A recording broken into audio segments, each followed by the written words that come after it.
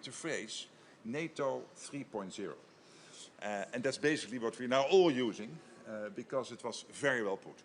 It is a stronger Europe and a stronger Canada in a stronger NATO. And it is happening. When you look at the moments, in 2025, $139 billion extra spent on defense by the Canadians and the Europeans compared to the years before. And it is still continuing, and there's still much more to be done.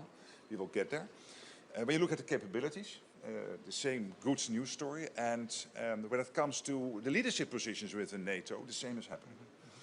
Then we had a visit in June of Secretary Hegseth, and he said, hey, listen, we constantly have to look at what is the best footprint for the US in Europe given the security environment. And he said, we will consult with our allies. This is exactly what you have been doing over the last couple of months. Today is also evidence of that. You being here at the meeting with the ambassadors, also consulting on this, discussing with allies what is the best way forward. So thank you for that. Thank you for your leadership and for being such an incredible friend. Well, thank you, sir. Thanks. Thank you very much, Mr. Secretary General. And I think the spirit is exactly the same spirit that we're pursuing this review in. And I just want to start out by thanking the Secretary General on behalf of our government as a tremendous friend to our government, but more importantly, I think in this context, for the alliance, exactly the spirit that I think we've all been pushing for. And that really, I think, just to kind of center on how tremendous of an accomplishment, I mean, thanks to the Secretary General, thanks to President Trump, thanks to some key leaders here in Europe, to go from a conversation that was in quite a different place a couple of years ago to one where we're actually having a kind of down-to-business conversation about how we go forward together in a world in which Europe, which is obviously a very wealthy continent, can and is taking primary responsibility for its own conventional defense. Obviously, the United States remaining committed to NATO, remaining linked to this alliance here, of course, and also the lead, Europe taking the lead in support to Ukraine. So the spirit that we come in is obviously one, as you said, sir, of consultation, of engagement. We want to hear from our allies. I mean, that's the questionnaire that some of you asked about.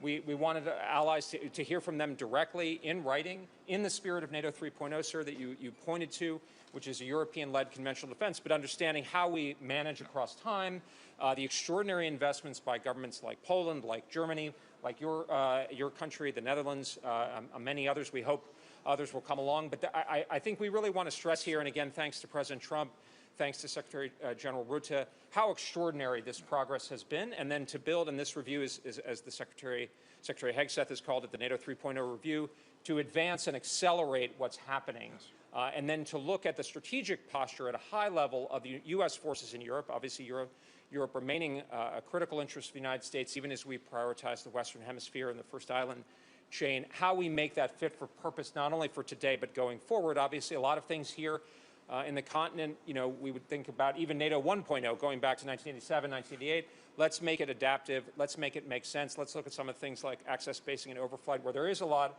of good, but there's some things that we need to work out to make sense going forward. So that's the spirit. I'm here. I've already had a series of really great meetings this morning with European counterparts, with our incredible Ambassador Whitaker here.